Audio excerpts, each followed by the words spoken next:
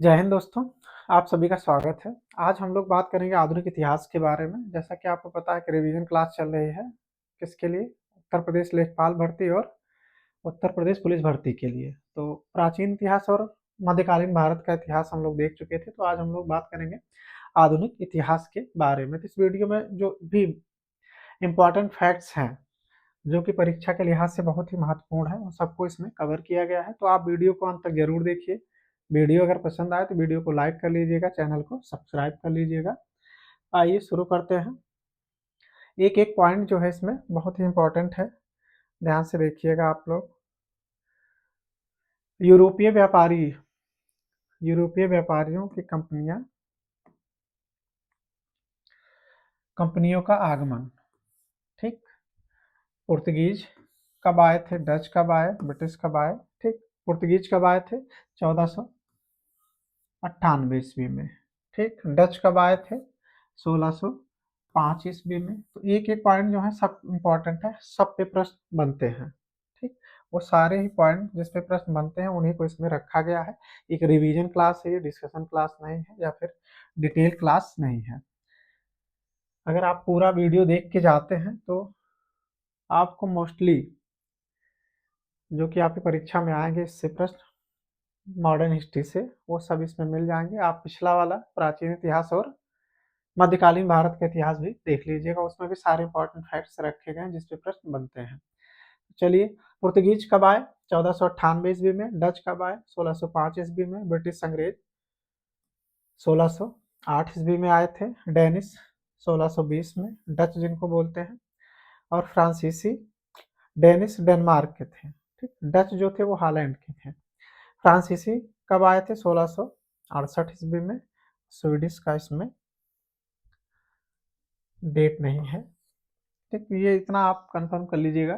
पुर्तगाली कब आए थे? 1498 में। डच 1605 ईस्वी में। ब्रिटिश अंग्रेज 1608 ईस्वी में। डेनिश 1620 में। फ्रांसीसी 1668 में।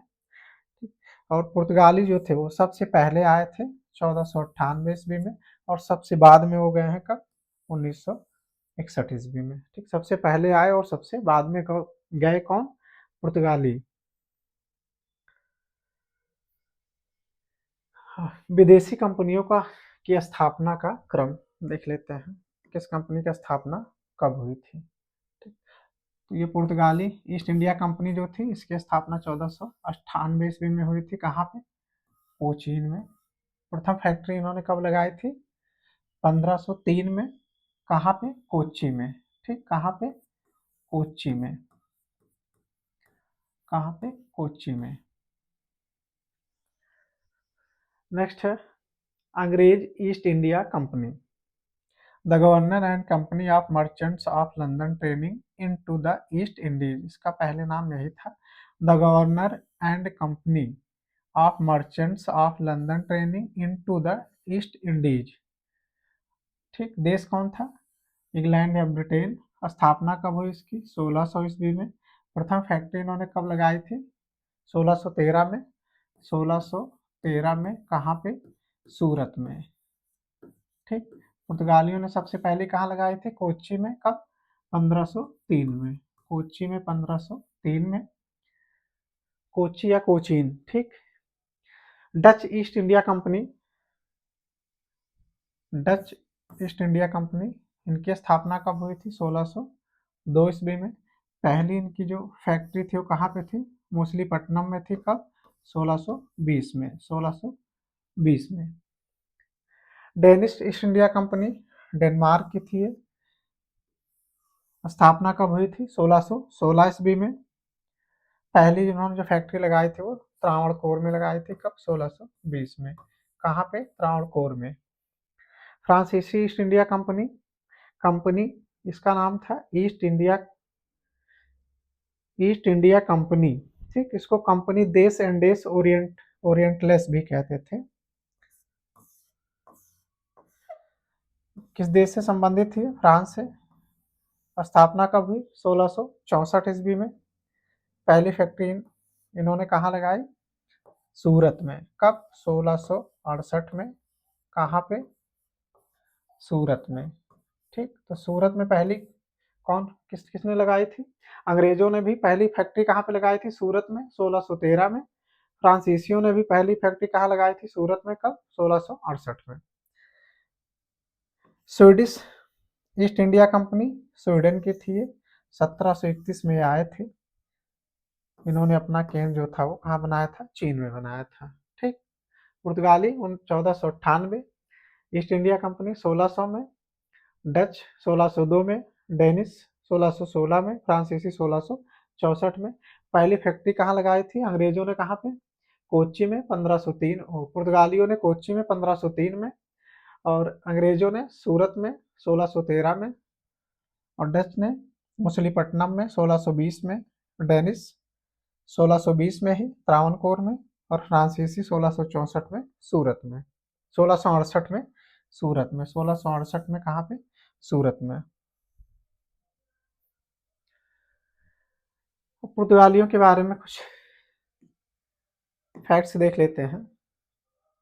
थोड़ा टेक्स्ट छोटा है इसलिए आप लोग ध्यान से देखिएगा, थोड़ा जूम करके पढ़ लीजिएगा, लैंडस्लाइड मोड में पढ़िएगा। प्रथम पुर्तगाली एवं प्रथम यूरोपीय यात्री वास्को डी गामा मई 1498 ईस्वी में अहमद अहमद इब्न मजीद नामक गुजराती पथ प्रदर्शक के सहायता से कालीकट केरल नामक बंदरगाह पर पहुंचा था। ठीक। प्रथम पुर्तगाली एवं प्रथम यूरोपीय यात्री कौन था? वास्को डी गामा था। 1498 ईस्वी में कहाँ पहुंचा था? कालीकट। ठीक है, केरल का एक बंदरगाह था, वहां पहुंचा था। 1505 ईस्वी में फ्रांसिस्को डी अल्मीडा भारत में प्रथम पुर्तगाली वायसराय बना था। ठीक। प्रथम पुर्तगाली वायसराय कौन था? Francisco de Almeida. 1510 ईस्वी में अल्बुकर्क ने बीजापुर के शासक यूसुफ आदिल शाह से गोवा छीन लिया था। 1510 में अल्बुकर्क ने बीजापुर के शासक से गोवा को छीन लिया था। उस समय बीजापुर का शासक कौन था? यूसुफ आदिल शाह। अब आते हैं अंग्रेजों पे। 1599 ईस्वी में स्थल मार्ग से भारत आने वाला प्रथम अंग्रेज जॉन मिल्डेन हॉल था। ठीक। 1599 ईस्वी में सर्वप्रथम जो अंग्रेज भारत आया था वो कौन था? जॉन मिल्डेन। 31 दिसंबर 1600 में ब्रिटेन की महारानी एलिजाबेथ प्रथम ने the governor and company of merchants of London training into the East Indies को पूर्व से व्यापार हेतु 15 वर्षों के लिए सर्वप्रथम पहले 15 वर्षों के लिए व्यापारिक अधिकार प्रदान किया था। कब? 1600 में। 1609 ईस्वी में जेम्स प्रथम ने इसे अनिश्चित काल के लिए बढ़ा दिया। पहले कितने वर्षों के लिए व्यापार का परमिशन मिली थी इनको? 15 वर्षों के लिए, और 1609 में इसे जेम्स प्रथम ने बढ़ा के अनिश्चित काल के लिए बढ़ा दिया था। 1608 ईस्वी में ब्रिटेन के राजा जेम्स प्रथम के दूत के रूप में कैप्टन हॉकिंस सम्राट अकबर के नाम पत्र लेकर जहांगीर के दरबार में आया था। 1608 ईस्वी में ब्रिटेन के राजा ने एक दूत भेजा जिसका नाम क्या था? जेम्स प्रथम। ठीक। किसके शासनकाल में आया था वो? जहांगीर के शासनकाल में आया था 1608 में। 1615 ईस्वी में टॉमस रो ब्रिटेन के राजदूत के रूप में जहांगीर के दरबार में आया। दोनों जहांगीर के दरबार में आए थे। 1608 में जेम्स प्रथम आया था और 1615 में टॉमस रो आया था।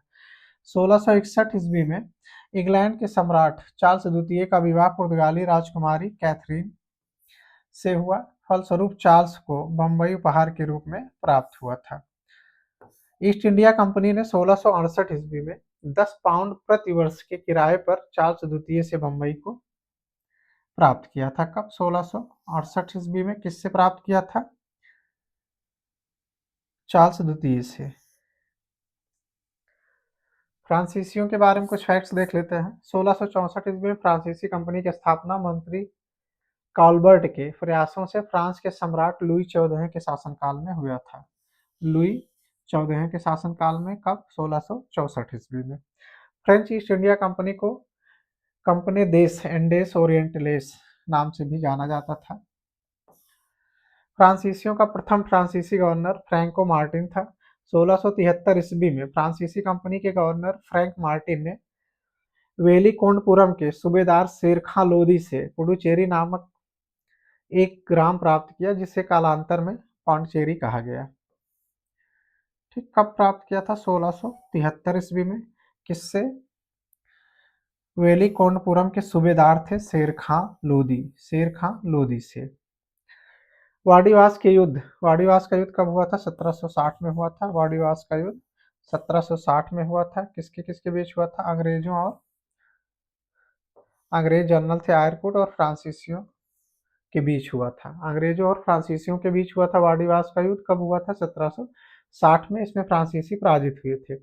कर्नाटक का युद्ध अंग्रेजों और फ्रांसीसियों के मध्य लड़ा गया था। कर्नाटक के जो युद्ध थे वो किसके बीच लड़े गए थे? फ्रांसीसियों और अंग्रेजों के बीच लड़े गए थे। कुछ युद्ध हैं जो कि भारतीय इतिहास में बहुत ही महत्वपूर्ण है, जैसे प्लासी का युद्ध है और बक्सर का युद्ध है।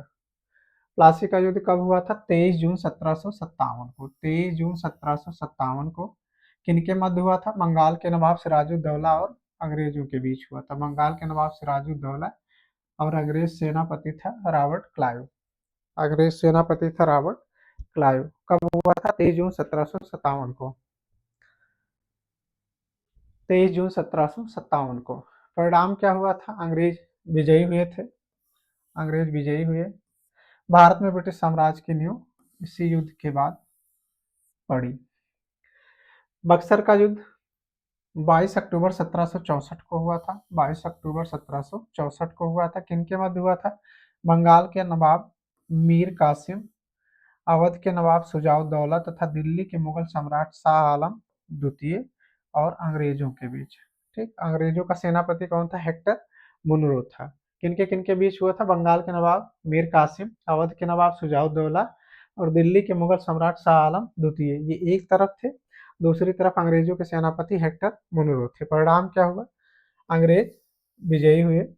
अंग्रेजों की भारत में वास्तविक सत्ता यहीं से स्थापित हुई बक्सर के युद्ध के बाद।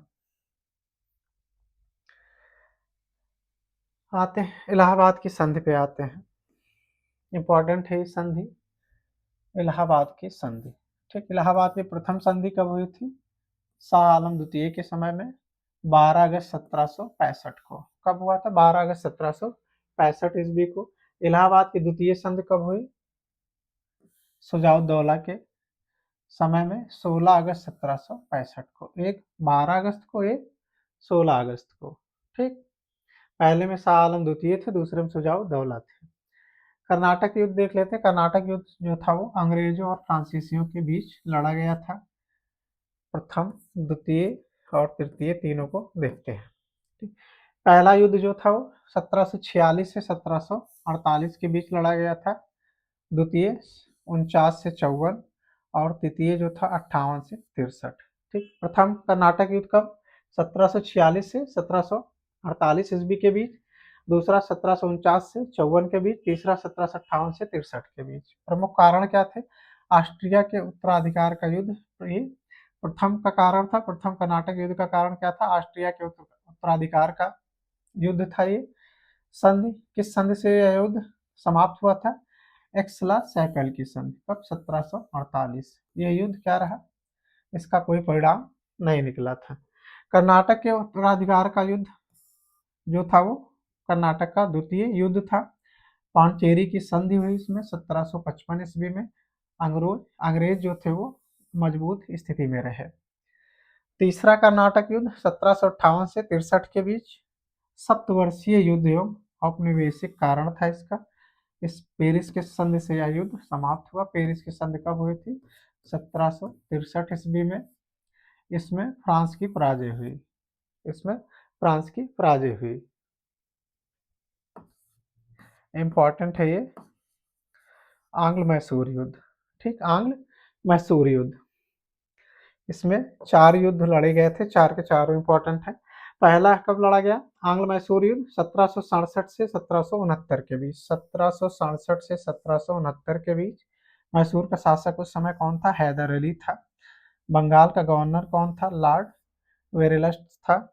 मद्रास की संधि से यह युद्ध समाप्त हुआ। मद्रास की संधि कब हुई? 1769 ईस्वी में। द्वितीय आंग्ल मैसूर युद्ध 1780 से 84 के बीच लड़ा गया। 1780 से 84 ईस्वी के बीच।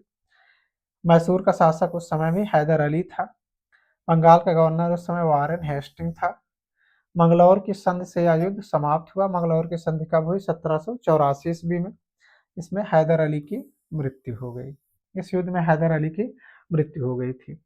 तीसरा आंग्ल मैसूर युद्ध 1790 से 92 ईस्वी, 90-92 में, 1790-92 ईस्वी में लड़ा गया। उस समय मैसूर का शासक टीपू सुल्तान था। बंगाल का गवर्नर लॉर्ड कॉर्नवालिस था। ठीक, श्रीरंगपट्टनम की संधि से यह युद्ध समाप्त हुआ। श्रीरंगपट्टनम की संधि कब हुई? 1792 ईस्वी में। श्रीरंगपट्टनम की संधि 1792 ईस्वी में। चौथा आंग्ल मैसूर युद्ध 1799 में। ठीक, शासक कौन था? टीपू सुल्तान। लॉर्ड बेलीजली था बंगाल का गवर्नर। मैसूर की गद्दी पर अडयार वंश का एक बालक कृष्णदेव राय बैठा। टीपू सुल्तान की इसमें मृत्यु हो गई थी। इस युद्ध में टीपू सुल्तान की मृत्यु हो गई थी।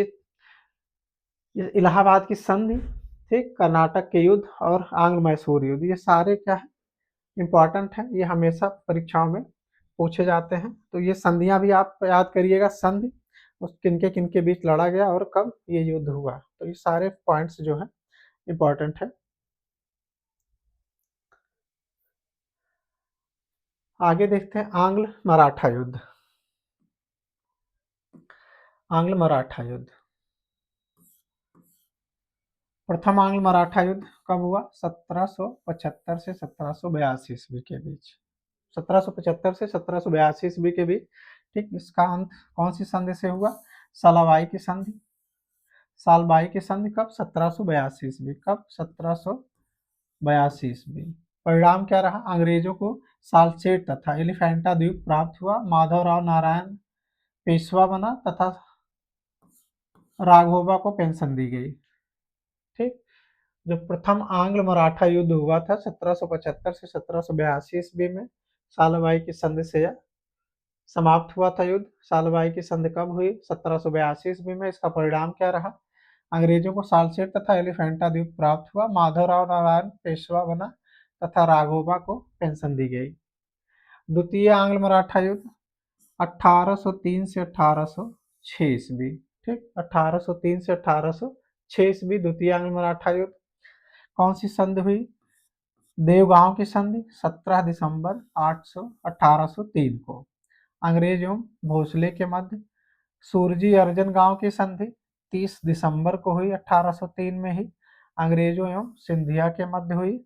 और तीसरी जो संधि हुई वो राजपुर घाट की संधि हुई 15 दिसंबर 1805 को। लॉर्ड वेलेजली के जाने के बाद जॉर्ज बार्लो द्वारा होलकर से यह संधि की गई थी। ठीक, तो देवगांव की संधि 1782 में अंग्रेजों और भोसले के बीच। सूरजी अर्जन गांव की संधि अंग्रेजों और सिंधिया के बीच 1803 में यह भी हुई थी। और राजपुर घाट की संधि होलकर और अंग्रेजों के बीच हुई थी 1805 में। तृतीय आंग्ल मराठा युद्ध कब हुआ? ये 1817-18 में हुआ। 1817-1818 ईस्वी में तृतीय आंग्ल मराठा युद्ध हुआ। पूना की संधि, ग्वालियर की संधि और मंदसौर की संधि इस युद्ध में हुई। इसका परिणाम क्या रहा? समस्त मराठा क्षेत्र ब्रिटिश सत्ता के अधीन हो गया। पेशवा पद समाप्त कर दिया गया। बाजीराव द्वितीय को पेंशन देकर बिठूर भेज दिया गया। ठीक, बाजीराव को पेंशन देकर कहाँ भेज दिया गया? बिठूर भेज दिया गया।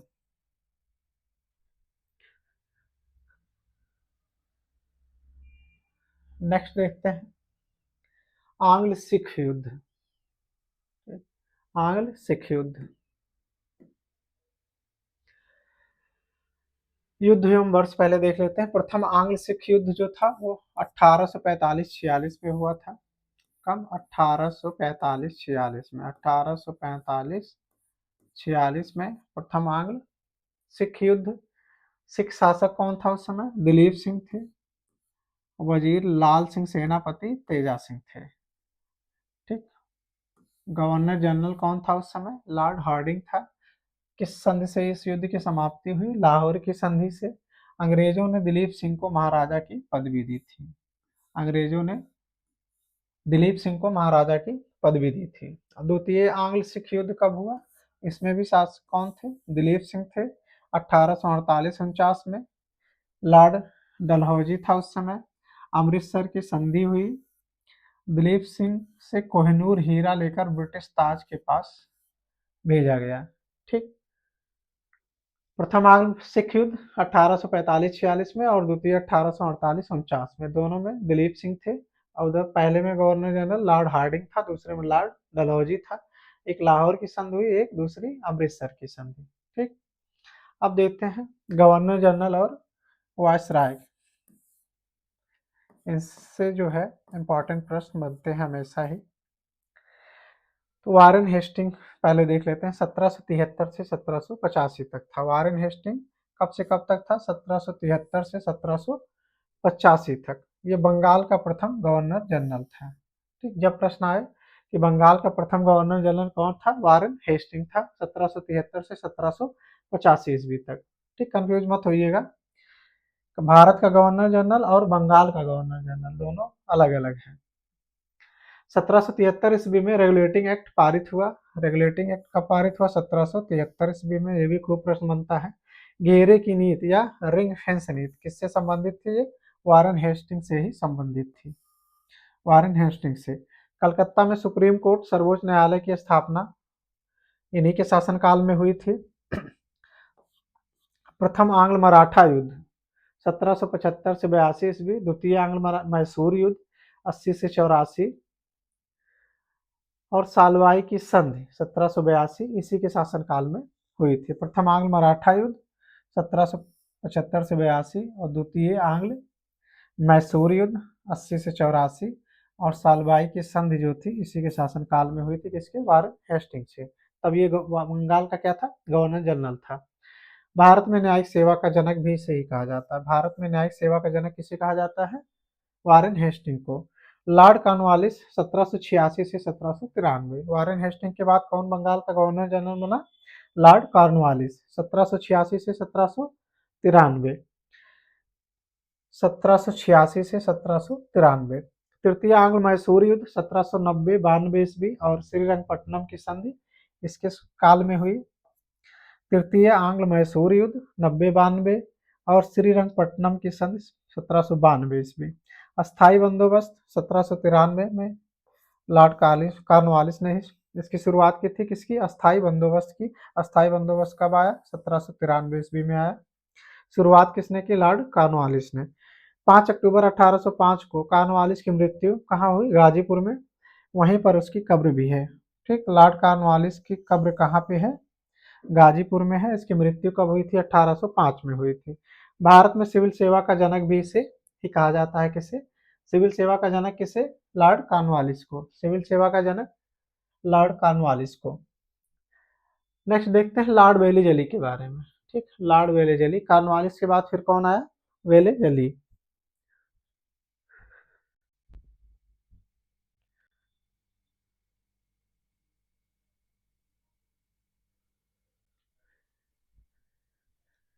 1793 तक था कौन? Lord Cornwallis.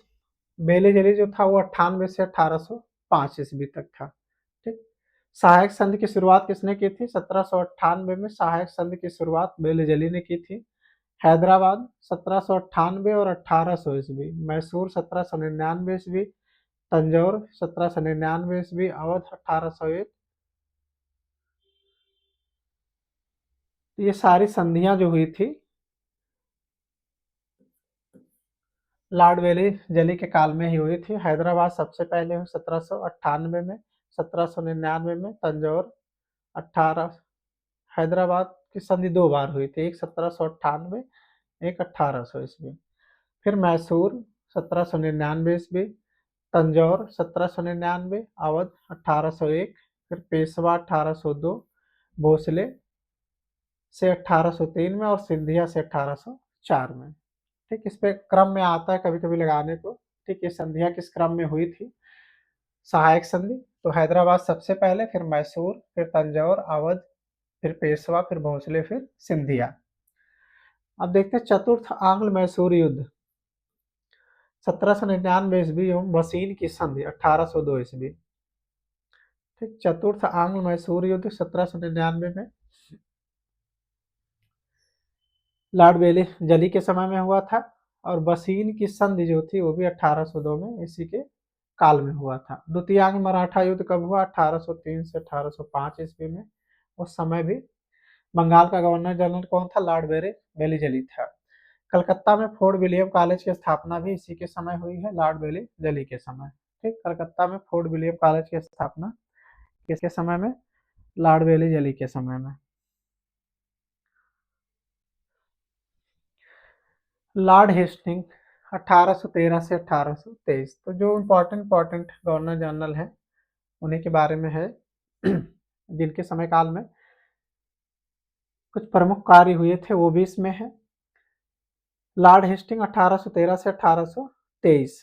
तृतीय आंग्ल मराठा युद्ध जो था 1817 से 19 ईस्वी के बाद हस्तक्षेप की नीति अपनाई किसने? लॉर्ड हेस्टिंग ने। 1818 ईस्वी में पेशवा पद की समाप्ति की किसने? लॉर्ड हेस्टिंग ने।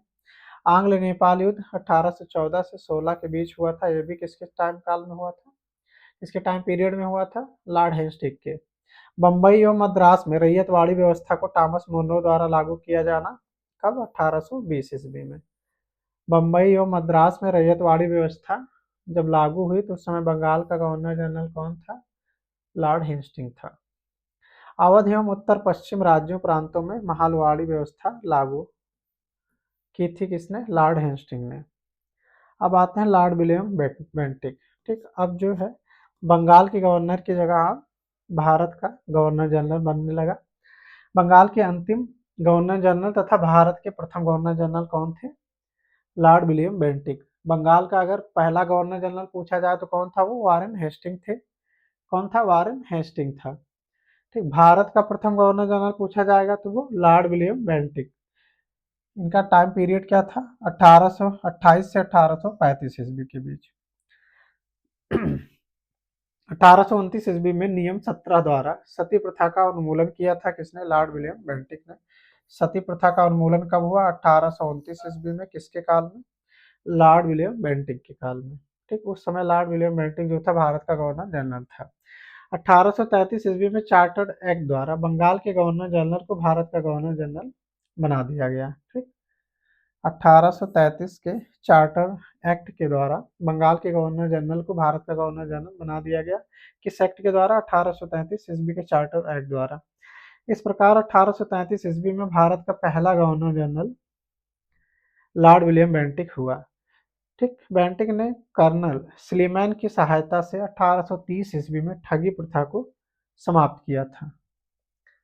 ठीक, ठगी प्रथा का अंत कब हुआ? लॉर्ड विलियम बेंटिक के काल में ही हुआ। कब? 1830 ईस्वी में। ठगी प्रथा का अंत 1830 ईस्वी में।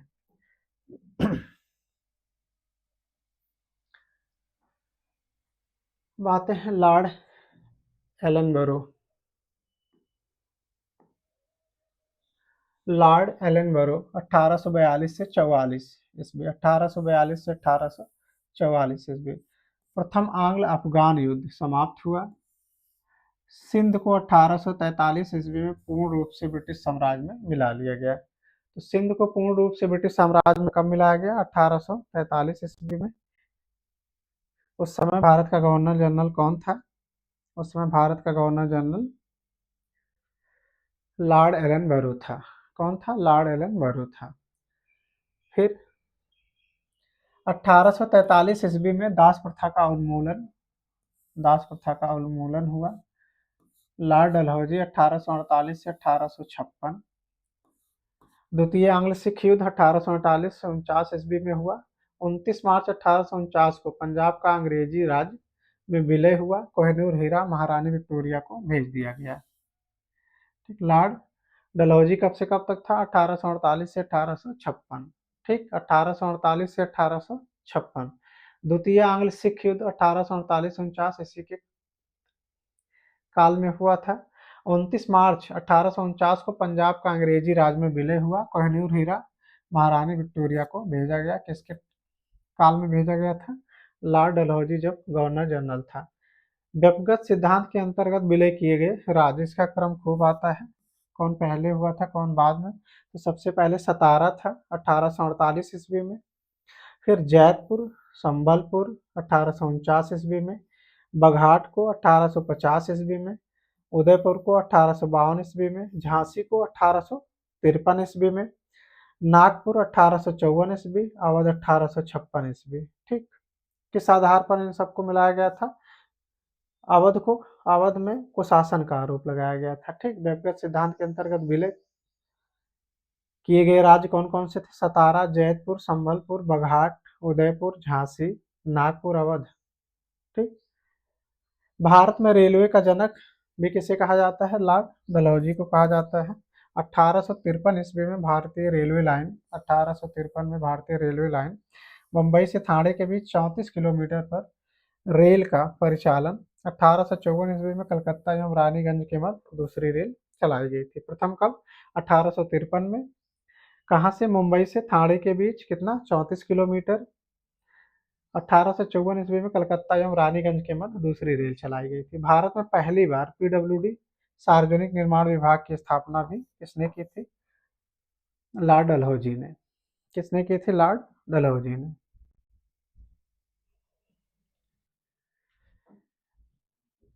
लॉर्ड कैनिंग को देखते हैं। लॉर्ड कैनिंग, लॉर्ड कैनिंग का जो टाइम पीरियड था वो 1856 से 1858 था। 1856 से 1858 लॉर्ड कैनिंग।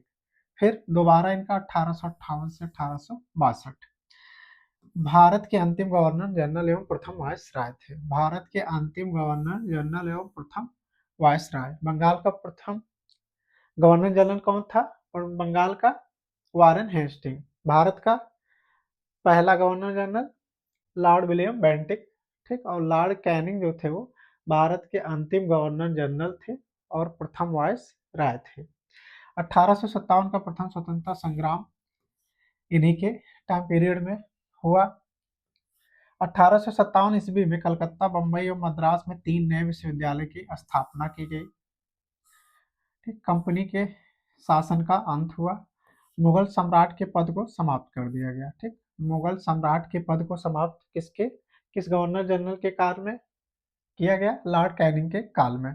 लॉर्ड मेयो 1869 से 1872 ईस्वी। 1800, ठीक, लॉर्ड मेयो का काल क्या था? 1869 से 1872 ईस्वी। 1871 ईस्वी में पुरातत्व सर्वेक्षण विभाग बनाया गया। किस गवर्नर जनरल के काल में? किस गवर्नर जनरल के काल में? लॉर्ड मेयो के काल में। 1871 ईस्वी में पुरातत्व सर्वेक्षण विभाग बनाया गया। 1865 ईस्वी में कलकत्ता, बम्बई और मद्रास में उच्च न्यायालय की स्थापना की गई लॉर्ड मेयो के काल में।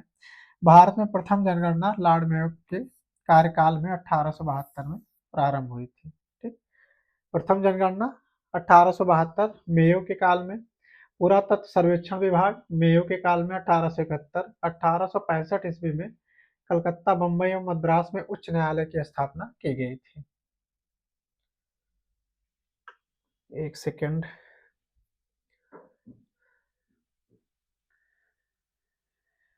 अब लॉर्ड लिटन को देखते हैं। 1876 से 1880। लॉर्ड लिटन 1876 से 1880। 1878 ईस्वी में रिचर्ड स्ट्रेटची, ठीक, रिचर्ड स्ट्रेची रिचर्ड स्ट्रेची है के अध्यक्षता में प्रथम अकाल आयोग की नियुक्ति की थी। किसने? लॉर्ड लिटन ने। कब? 1878 ईस्वी में। कौन अध्यक्ष था? Richard stretchy. Vernacular vernacular press act 1878 पारित हुआ। वर्नाकुलर प्रेस एक्ट 1878 किसके काल में? लिटन के काल में। सुरेंद्र नाथ बनर्जी ने इस एक्ट को आकाश से होने वाला वज्रपात कहा था। आकाश से होने वाला वज्रपात वर्नाकुलर प्रेस एक्ट को किसने कहा था? सुरेंद्र नाथ बनर्जी ने कहा था। सुरेंद्र नाथ बनर्जी ने कहा था। द्वितीय आंग्ल अफगान युद्ध 1878 से 80 इन्हीं के काल में हुआ था। सिविल सेवा परीक्षाओं में प्रवेश की अधिकतम आयु सीमा 21 वर्ष से घटाकर 19 वर्ष कर दी गई थी। किसके काल में? लॉर्ड लिटन के काल में। वर्नाकुलर प्रेस एक्ट सबसे इंपॉर्टेंट है। किसके काल में आया था ये? 1878 में, लॉर्ड लिटन के काल में। नेक्स्ट देखते हैं लॉर्ड चेम्सफोर्ड। लॉर्ड चेम्सफोर्ड, ये 1916 से 1921 ईस्वी के बीच इनका कार्यकाल था। 20 अगस्त 1917 के सुधारों की घोषणा, जिसे मॉन्टेग्यू चेम्सफोर्ड घोषणा के नाम से भी प्रसिद्ध है, इन्हीं के काल में आया था। फिर देखते हैं लॉर्ड रीडिंग, 1921 से 1926 तक। लॉर्ड रीडिंग 1921 से 26 तक एकमात्र यहूदी वायसराय जो थे वो कौन थे? लॉर्ड रीडिंग थे। एकमात्र यहूदी वायसराय कौन थे? Lord reading. कार्यकाल 1921 से 26।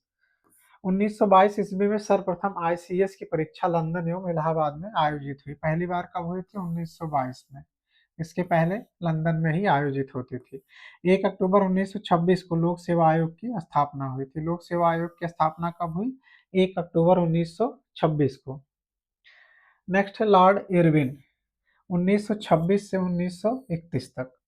देशी रियासतों के संबंध में 1927 में हार्टोग बटलर समिति की नियुक्ति हुई लॉर्ड इरविन के काल में। 3 फरवरी 1928 को साइमन कमीशन भारत पहुंचा था। किसके काल में? लॉर्ड इरविन के काल में। कब? 3 फरवरी 1928 को। साइमन कमीशन भारत कब पहुंचा था? 3 फरवरी 1928 को। 5 मार्च 1931 को गांधी इरविन समझौता हुआ था। गांधी इरविन समझौता कब? 5 मार्च 1931 को। 5 मार्च 1931 को। फिर है लॉर्ड लिनलिथगो, 1936 से 1944 ईस्वी। लॉर्ड लिनलिथगो, पहला प्रांतीय आम चुनाव 1936-37 ईस्वी में। पहला प्रांतीय आम चुनाव कब हुआ था? 1936-37 ईस्वी में संपन्न हुआ, जिसमें 11 प्रांतों में से 8 प्रांतों में कांग्रेस ने सरकार बनाई। इस पर खूब प्रश्न आया है कि कितने प्रांतों में बनाई थी? 8 प्रांतों में कांग्रेस ने सरकार बनाई थी। 6 में उनकी पूर्ण बहुमत थी और 2 प्रांतों में गठबंधन की सरकार बनाई थी। कितने में बनाई थी? 8 में, 6 में पूर्ण बहुमत और 2 में गठबंधन की सरकार। 11 प्रांतों में चुनाव हुए थे। 1942 ईस्वी में क्रिप्स मिशन भारत आया। गांधी जी ने इसके निर्णय को पोस्ट डेटेड चेक कहा था। क्रिप्स मिशन कब आया था? 1942 में। किसके काल में? लॉर्ड लिनलिथगो के काल में। गांधी जी ने इसे क्या कहा था? पोस्ट डेटेड चेक कहा था। Post dated cheque. 8 अगस्त 1942 को भारत छोड़ो आंदोलन क्रांति प्रारंभ हुई, वो भी इन्हीं के काल में, लॉर्ड लिनलिथगो के काल में। 8 अगस्त 1942 को भारत छोड़ो आंदोलन क्रांति प्रारंभ हुई, जिसमें करो या मरो का नारा दिया गया। प्रश्न ये भी आता है कि करो या मरो का नारा किस आंदोलन में दिया गया था? तो भारत छोड़ो आंदोलन 1942। भारत छोड़ो आंदोलन 1942। लॉर्ड वेवल, 1944 से 1947 ईस्वी। शिक्षा सुधार हेतु योजना सार्जेंट योजना कब? 1944 ईस्वी की घोषणा किसने की थी? लॉर्ड वेवल के काल में हुई थी। वेवल योजना 1945 ईस्वी में प्रस्तुत किया गया। वेवल योजना 1945 ईस्वी में। 20 फरवरी 1947 को ब्रिटिश प्रधानमंत्री लॉर्ड क्लीमेंट इटली ने घोषणा की कि भारत को जून 1948 तक सत्ता सौंप दी जाएगी। कब की थी? 20 फरवरी 1947 को। 20 फरवरी 1947 को ब्रिटिश प्रधानमंत्री लॉर्ड क्लीमेंट एटली ने। नेक्स्ट है लॉर्ड माउंटबेटन, 1947-48 में ये भारत के क्या थे? वायसराय थे।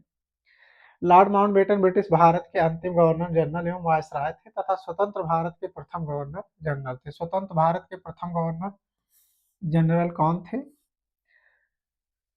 Lord Mountbatten. 3 जून 1947 को माउंटबेटन योजना घोषित हुई, जिसमें भारत विभाजन की रूपरेखा थी। कब हुई थी? 3 जून 1947 को। 3 जून 1947 को माउंटबेटन योजना की घोषणा हुई, जिसमें भारत के विभाजन की रूपरेखा थी। स्वतंत्र भारत के प्रथम governor general lord Mountbatten. Lord Mountbatten. C Rajagopalachari, 1948 से 50 तक। 1948 से 50 तक भारत के अंतिम गवर्नर जनरल तथा स्वतंत्र भारत के प्रथम भारतीय। अगर स्वतंत्र भारत का प्रथम पूछा जाएगा तो लॉर्ड माउंटबेटन, स्वतंत्र भारत का प्रथम भारतीय पूछा जाएगा तो सी राजगोपालाचारी।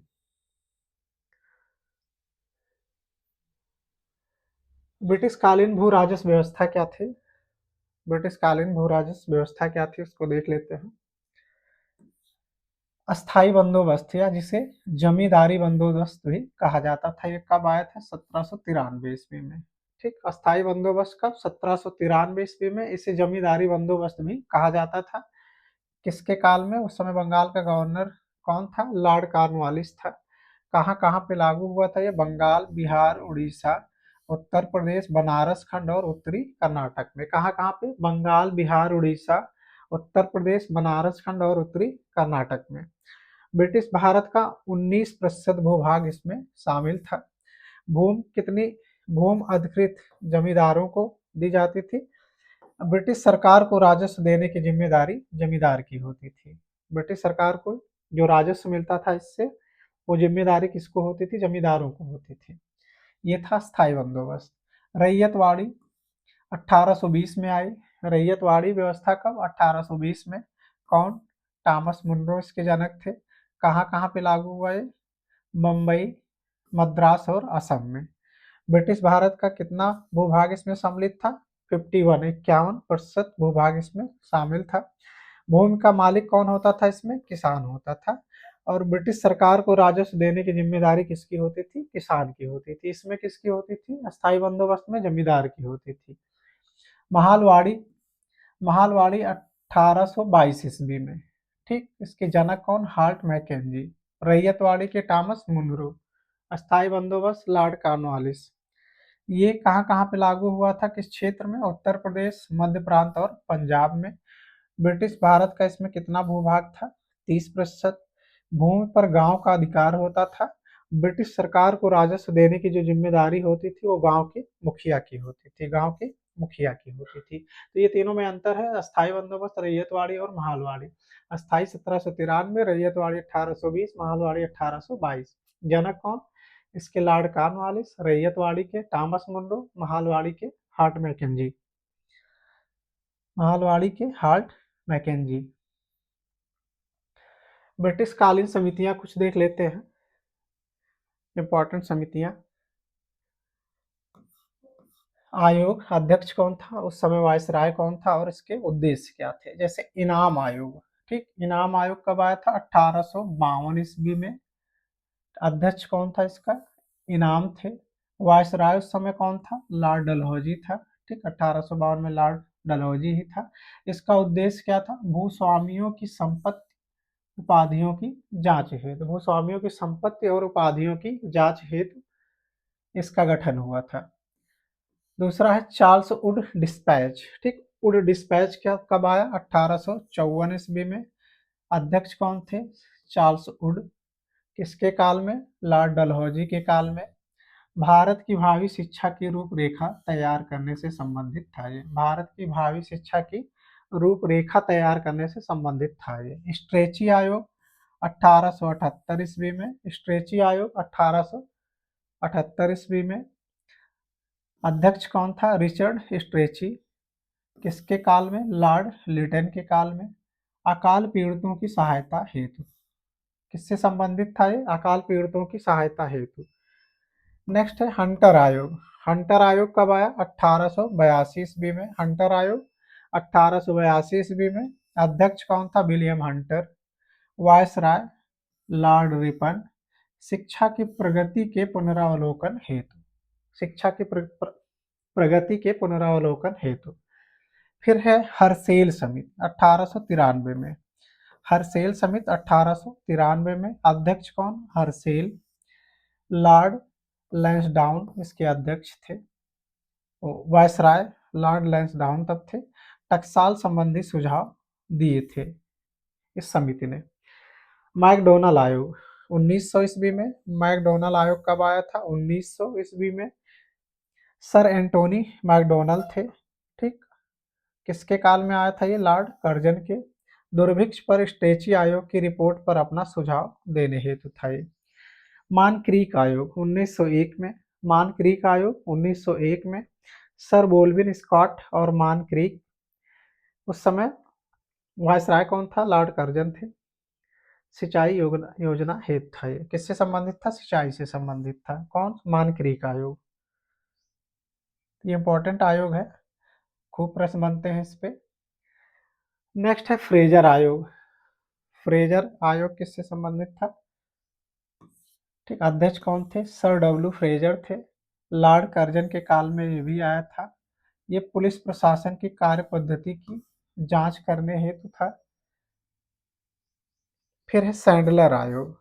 सैंडलर आयोग जो था, इसके अध्यक्ष कौन थे? माइकल सैंडलर थे। Lord Chelmsford viceroy. कलकत्ता विश्वविद्यालय की कार्य प्रणाली के लिए ये था।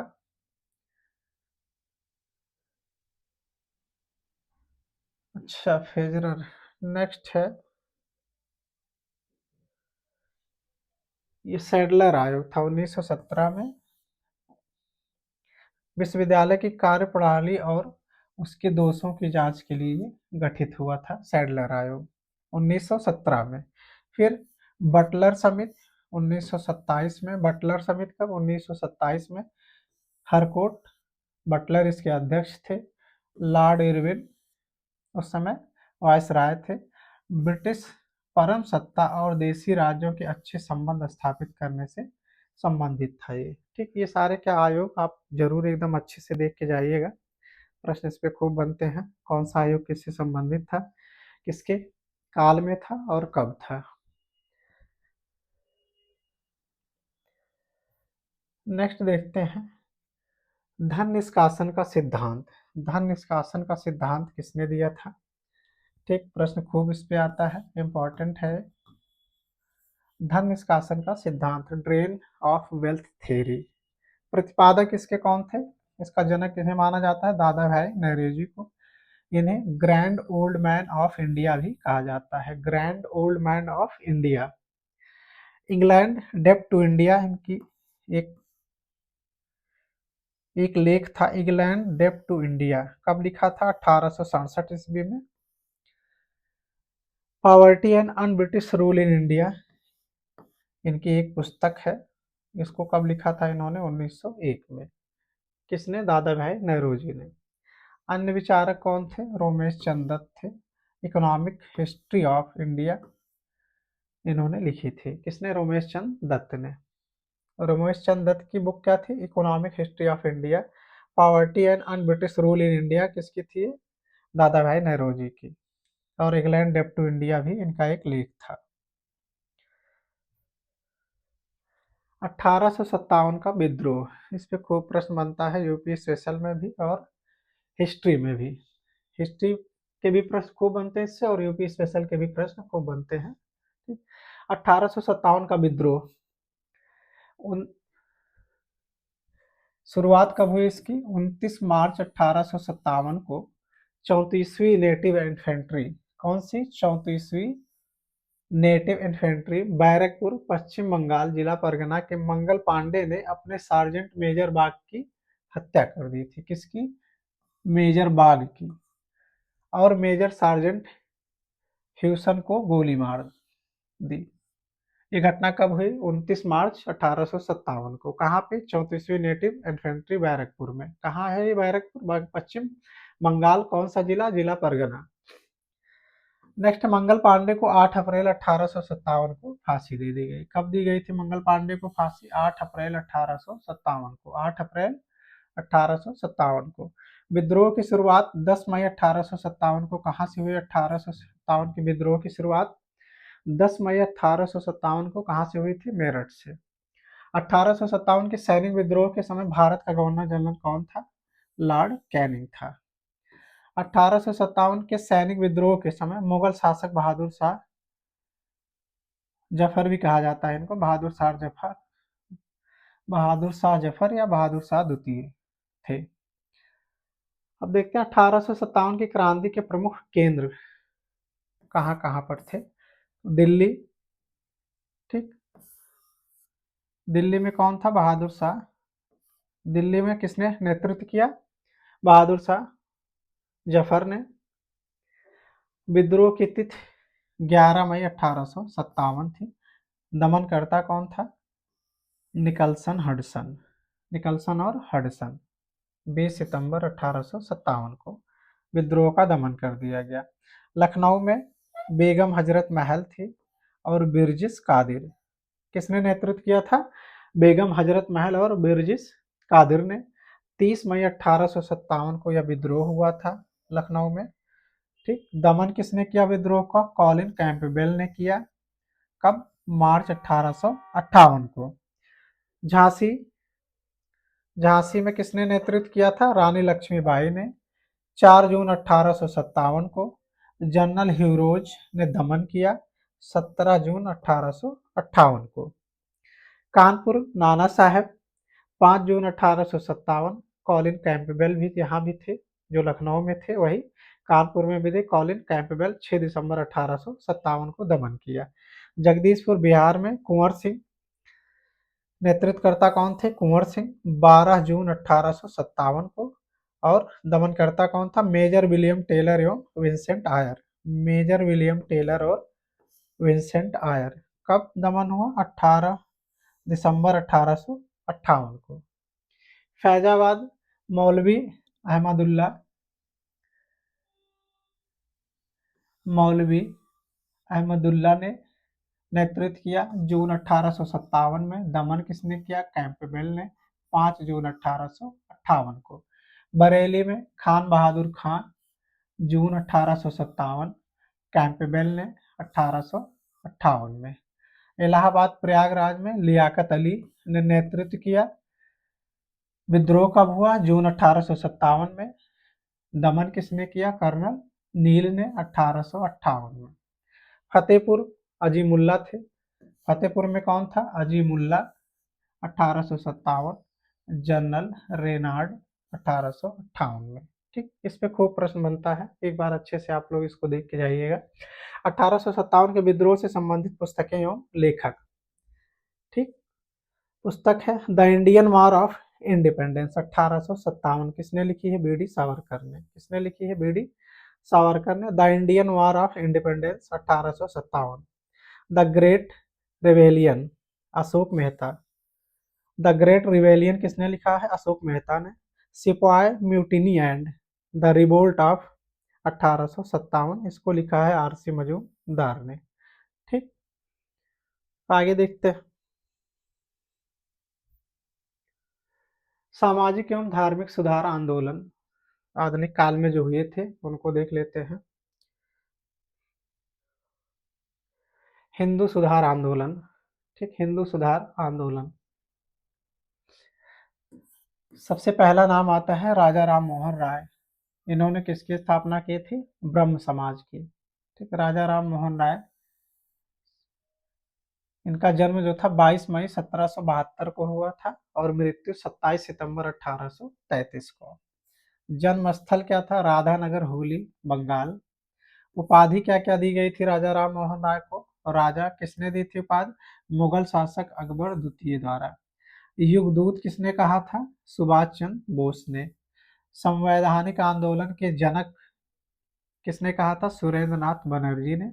और भारतीय नवजागरण के अग्रदूत या जनक, आधुनिक भारत के पिता, भारतीय राष्ट्रवाद के जनक, नव प्रभात का तारा, ये सारी उपाधियां जो है इनको दी गई थी। भारतीय जागृति के जनक, नए भारत का मसीहा, प्रथम आधुनिक पुरुष, युग पुरुष आदि, ये सारे सम्मान इनको, ये सारी उपाधियां दी गई थी किसको? राजा राम मोहन राय को।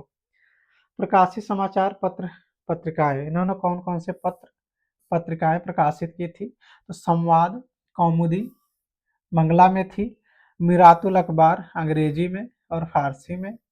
1822 ईस्वी में ब्रह्मानिकल मैगनीज भी इन्होंने प्रकाशित की थी। प्रमुख पुस्तकें और रचनाएं देख लेते हैं इनकी। तुहफात उल मुवाहिदीन, तुहफात उल मुवाहिदीन, एक स्वरवादियों का उपहार इसे भी कहते हैं। 1809 ईस्वी में फारसी भाषा में प्रकाशित किया। प्रीसेट ऑफ जीसस, ये सब बहुत इंपॉर्टेंट नहीं है, इंपॉर्टेंट ये है इनकी कुछ संस्थाएं जो इन्होंने स्थापित की थी। वेदांत सोसाइटी 1816 ईस्वी में, कहाँ? कलकत्ता में। आत्मीय सभा 1814-15 में, 1814-15 में आत्मीय सभा कलकत्ता में। हिंदू कॉलेज 1817 ईस्वी में कलकत्ता में। डेविड हेयर की अग्रणी भूमिका रही इसमें। और वेदांत कॉलेज 1825 ईस्वी में कलकत्ता में। ब्रह्म समाज 1828 में कहाँ पे? कलकत्ता में। ब्रह्म समाज 1828 में कलकत्ता में। अब देखते हैं स्वामी दयानंद सरस्वती, इन्होंने आर्य समाज की स्थापना की थी। इनका जन्म कब हुआ था? 12 फरवरी 1824 को। 12 फरवरी 1824 ईस्वी में। जन्म स्थल इनका था टंकारा, गुजरात में। बचपन का नाम क्या था इनका? मूल शंकर था। स्थापित संस्थाएं कौन कौन सी थी? आर्य समाज की स्थापना की थी कब? 1875 में। कहा? बंबई में। नारा क्या दिया था इन्होंने? वेदों की ओर लौटो, भारत भारतीयों के लिए है। स्वराज शब्द का सर्वप्रथम प्रयोग भी इन्होंने ही किया था। वेदों की ओर लौटो, भारत भारतीयों के लिए है। स्वराज शब्द का सर्वप्रथम प्रयोग भी इन्होंने किया था, स्वामी दयानंद सरस्वती ने। उपाधि इनको भारत का मार्टिन लूथर कहा जाता है। भारत का मार्टिन लूथर किसे कहा जाता है? स्वामी दयानंद सरस्वती को। स्वामी दयानंद सरस्वती को क्या कहा जाता है? भारत का मार्टिन लूथर। इनके सुधारात्मक कार्य: वेदों का पुनरुत्थान, वैदिक धर्म की पुनः स्थापना की, सामाजिक धार्मिक कुरीतियों का प्रबल विरोध किया। आंदोलन कौन से चलाए थे इन्होंने? शुद्धि आंदोलन, पुनः हिंदू धर्म में प्रवेश, गौरक्षा आंदोलन। दंडी स्वामी पूर्णानंद ने ही मूल शंकर का नाम स्वामी दयानंद सरस्वती रखा था। स्वामी दयानंद सरस्वती नाम किसने रखा था? दंडी स्वामी पूर्णानंद ने। इनकी प्रमुख पुस्तकें क्या है? सत्यार्थ प्रकाश, ये संस्कृत में है। कब? 1874 में लिखी गई। पाखंड खंडन 1866 ईस्वी में। अद्वैत मत का खंडन 1873 ईस्वी में। सत्यार्थ प्रकाश को आर्य समाज का बाइबल कहा जाता है। सत्यार्थ प्रकाश में स्वामी जी ने लिखा है कि बुरे से बुरा देसी राज अच्छे से अच्छा विदेशी राज से बेहतर होता है। क्या कहा था? बुरे से बुरा देसी राज अच्छे से अच्छा विदेशी राज से बेहतर होता है। स्वामी दयानंद पहले व्यक्ति थे जिन्होंने हिंदी को राष्ट्रभाषा स्वीकार किया था। स्वामी दयानंद वो पहले व्यक्ति थे जिन्होंने हिंदी को राष्ट्रभाषा स्वीकार किया था। स्वामी विवेकानंद एवं रामकृष्ण मिशन। स्वामी विवेकानंद और रामकृष्ण मिशन को देख लेते हैं। स्वामी विवेकानंद का जन्म कब हुआ था? 12 जनवरी 1863 ईस्वी को। कब? 12 जनवरी 1863 ईस्वी में। जन्म स्थल इनका क्या था? कोलकाता था। बचपन का नाम क्या था इनका? नरेंद्र नाथ दत्त था। पिता का नाम विश्वनाथ दत्त, माता भुवनेश्वरी देवी थी। गुरु कौन थे इनके? रामकृष्ण परमहंस थे। स्थापित संस्थाएं रामकृष्ण मिशन कब? 1897 में। बेलूर में है ये, कोलकाता में। रामकृष्ण मिशन की स्थापना कब हुई? 1897 में। 1897 में। हिंदू सामाजिक धार्मिक आंदोलन एवं संगठन देख लेते हैं। सब के सब इम्पोर्टेंट हैं, सब पे लगभग प्रश्न बने हुए हैं, जितने भी पॉइंट हैं सब पे। एशियाटिक सोसाइटी सबसे पहले देख लेते हैं क्या है। एशियाटिक सोसाइटी की स्थापना कब हुई थी? 1784 में। किसने किया था? संस्थापक कौन था? विलियम जोन्स थे। स्थापना कहाँ हुई थी? बंगाल में, कलकत्ता में। युवा आंदोलन, युवा बंगाल आंदोलन 1826, हेनरी लुई और विवियन डेरोजियो। कहाँ पे? कलकत्ता में। ब्रह्म समाज की स्थापना 1828 में, अभी आपने देखा था, राजा राममोहन राय द्वारा। कहाँ पे? कलकत्ता में। तत्वबोधनी सभा 1839 में, इसके कौन थे? संस्थापक देवेंद्रनाथ टैगोर। कहाँ पे? कलकत्ता, बंगाल में। परमहंस मंडली 1840 में, संस्थापक कौन थे? गोपाल हरिदेशमुख। कहाँ पे? बंबई में। रहनुमाई माजदायसन, ठीक है, रहनुमाई माजदायसन सभा 1851 में। कौन? दादा भाई नौरोजी द्वारा। कहाँ पर? बंबई में। प्रार्थना समाज 1867 में, डॉक्टर आत्माराम पांडुरंग एमजी रानाडे, बंबई में। आर्य समाज की स्थापना 1875 में, स्वामी दयानंद सरस्वती ने। कहाँ पर? बंबई में। थियोसोफिकल सोसाइटी 1875 में, मैडम बोला मैडम ब्लावोस्की और एचपी कर्नल और एचएस अलकाट ने, इन तीनों ने मिलकर किया था। कहाँ पे? न्यूयॉर्क में। न्यूयॉर्क में कब? 1875 में। मैडम ब्लावोस्की थी, एचपी कर्नल और एचएस अलकाट ने। नेक्स्ट देखते हैं Deccan education society. Deccan education society 1884 में कौन थे? जी आगरकर, पूना में। फिर Indian national social conference, Indian national social conference 1887 में महादेव गोविंद रानडे, कहाँ पे? बम्बई में। देव समाज 1887 में शिव नारायण अग्निहोत्री, लाहौर में। देव समाज 1887, शिव नारायण अग्निहोत्री, कहाँ? लाहौर। रामकृष्ण मिशन 1897, स्वामी विवेकानंद ने, कहाँ? वेल्लूर में। Servants of India society 1905, Gopal Krishna Gokhale, Bombay. Poona सेवा सदन 1909, श्रीमती रामाबाई रानाडे, कहाँ पे? पूना में। Social Service League 1911, N Joshi, कहाँ पर? मुंबई में। सेवा समिति 1914, एच कुंजरू, इलाहाबाद, प्रयाग। हिंदू महासभा 1915, मदन मोहन मालवीय, हरिद्वार। हिंदू महासभा कब? 1915 में। कहाँ पे? हरिद्वार में। किसके द्वारा? मदन मोहन मालवीय के द्वारा। वुमेन्स इंडियन एसोसिएशन 1917 में, लेडी सदाशिव अय्यर, मद्रास में। विश्व भारती 1921 में, रविन्द्रनाथ टैगोर द्वारा, कहाँ पे? कलकत्ता में। ये कुछ संस्थाएं थी, संगठन और संस्थाएं थी। ठीक, किस वर्ष उनकी स्थापना हुई थी, संस्थापक कौन था और स्थान, सारे के सारे इंपॉर्टेंट है। निम्न जातीय आंदोलन एवं संगठन देख लेते हैं कुछ। सत्यशोधक समाज, खूब प्रश्न इस पे भी आता है। सत्यशोधक समाज 1873 ईस्वी, किसने? ज्योतिबा फूले ने, कहाँ पे? महाराष्ट्र में। फिर है अरब्बीपुरम आंदोलन 1888 में, श्री नारायण गुरु ने, अरब्बीपुरम केरल में। किसने? श्री नारायण गुरु ने। श्री नारायण धर्म परिपालन योगम 1903 में, किसके द्वारा? श्री नारायण और पद्मनाभन पल्लू एवं कुमार आसन, कहाँ पे? केरल में। Depressed Class Mission Society, Depressed Class Mission Society 1906, B R Shinde के द्वारा, कहाँ पर? बम्बई में। बहुजन समाज 1910, मुकुंद राव पाटिल द्वारा, सतारा, महाराष्ट्र में। जस्टिस पार्टी 1915-16, कौन थे? C N Mudaliar, T M Nair एवं पी त्यागराज चिट्टी। बहिष्कृत हितकारिणी सभा 1924 में, बहिष्कृत हितकारिणी सभा डॉक्टर भीमराव अम्बेडकर 1924 में, कहाँ पर? बम्बई में।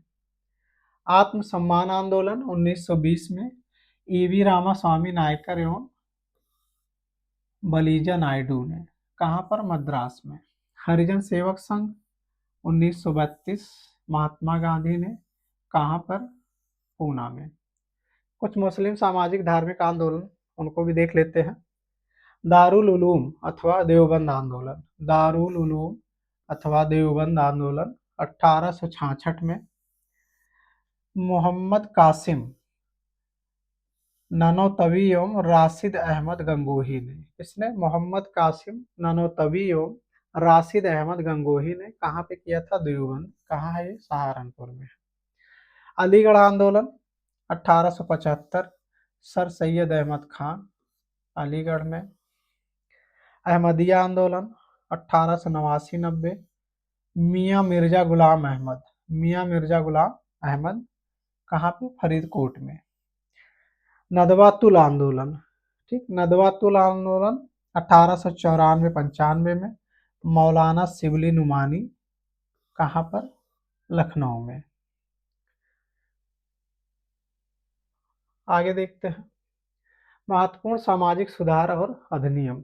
महत्वपूर्ण सामाजिक सुधार और अधिनियम, एक एक पॉइंट इंपॉर्टेंट है, एक एक चीज़ें आप लोग देखते चलिएगा। एक बार में अगर कंफर्म नहीं हो रहा, कंठस्थ नहीं हो रहा, तो 2 बार देख लीजिए, 3 बार देख लीजिए, स्पीड बढ़ा के देख लीजिए, पर देख के ज़रूर जाइएगा। ठीक, देख के ज़रूर जाइएगा। महत्वपूर्ण सामाजिक सुधार अधिनियम।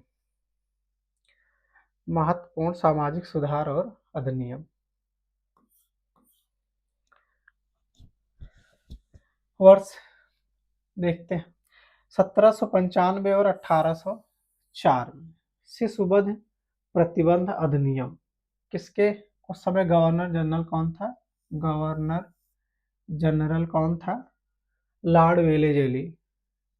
1829 में आया सती प्रथा प्रतिबंध अधिनियम, उस समय थे लॉर्ड विलियम बेंटिक।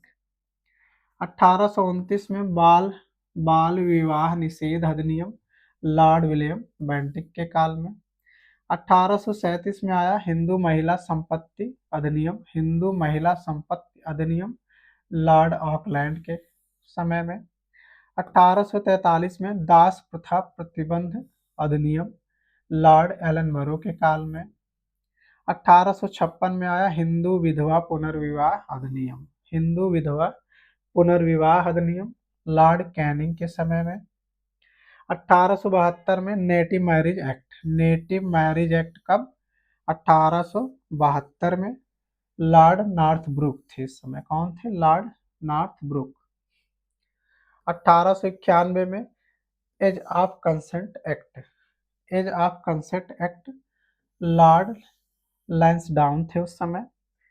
1830 में आया शारदा एक्ट, लॉर्ड इरविन थे उस समय।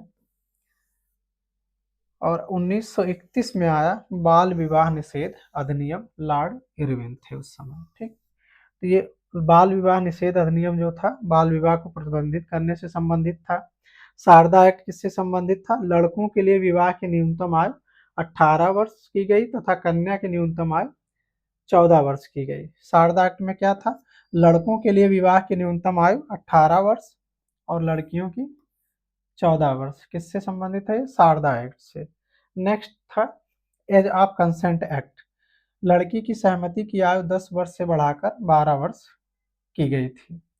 अंतरजातीय विवाह की वैधानिकता का प्रयास किया गया था नेटिव मैरिज एक्ट में। विधवा विवाह को वैध ठहराया गया किसमें? विधवा हिंदू विधवा पुनर्विवाह अधिनियम में। किसके प्रयास से? ईश्वर चंद्र विद्यासागर के प्रयास से। दास प्रथा का पूर्णतः प्रतिबंध लगा दिया गया किसमें? दास प्रथा प्रतिबंध अधिनियम 1843 में लॉर्ड एलन बरो के काल में आया था। ठीक, हिंदू महिलाओं को संपत्ति का अधिकार किस अधिनियम से दिया गया था? हिंदू महिला संपत्ति अधिनियम, लॉर्ड ऑकलैंड के टाइम में। 18 वर्ष से कम आयु के लड़कों के विवाह पर प्रतिबंध किसने लगाया था?